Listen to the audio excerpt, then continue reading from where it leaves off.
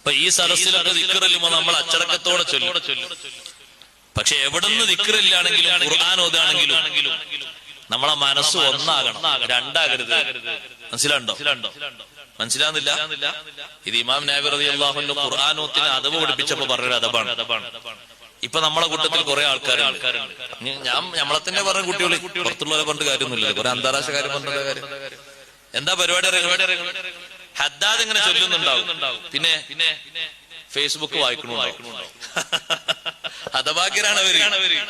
ഏതെങ്കിലും വീട്ടിൽ മൗലൂദ് ഓതുന്നുണ്ടാകും, മെസ്സേജ് വായിക്കുന്നുണ്ടാവും. ചെയ്യരുത്, മോശാണത്. നിങ്ങളെ കൽബ് എവിടെ? നാവ് എവിടെ? നാവ് ഒരു സ്ഥലത്തും, കൽബ് വാട്സാപ്പ് മെസ്സേജ്. നാവ് ഇങ്ങനെ വെറുതെ ഒരു മൂളക്കത്തിൽ ഇങ്ങനെ ഇതാ പരിപാടി. ഒറ്റ മോശാണ്, ഏർപ്പാട് ചെയ്യാൻ പാടില്ല.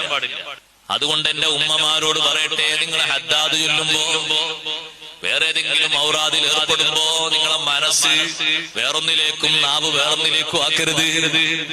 മനസ്സും നാവും ഒരേ രൂപത്തിൽ ബന്ധപ്പെടുന്ന ദിക്റാകണം, മൗലിദാകണം, മറ്റു അമലാകണം. അപ്പോഴേ അതിന് ശരിയായ നിലക്കുള്ള ഫലം ലഭിക്കൂ.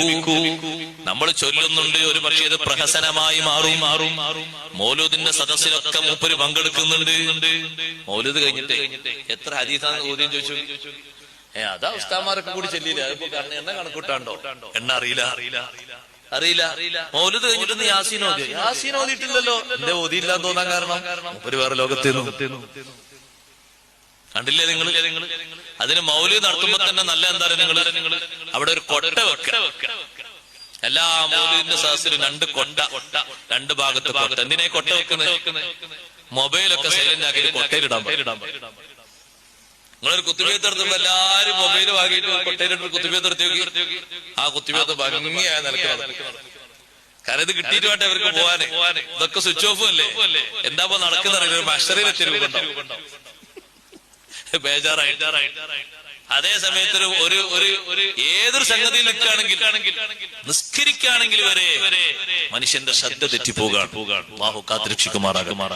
സഹോദരങ്ങളെ, നല്ല ശ്രദ്ധയിലായിട്ട് വേണം ദിക്ർ ചൊല്ലാൻ. നല്ല ഫലം കിട്ടുന്ന രൂപത്തിൽ ദിക്ർ, മനസ്സിനൊരു ഏകീകരണം വരണം. അല്ലാഹു നമ്മെ സഹായിക്കുമാറാകും.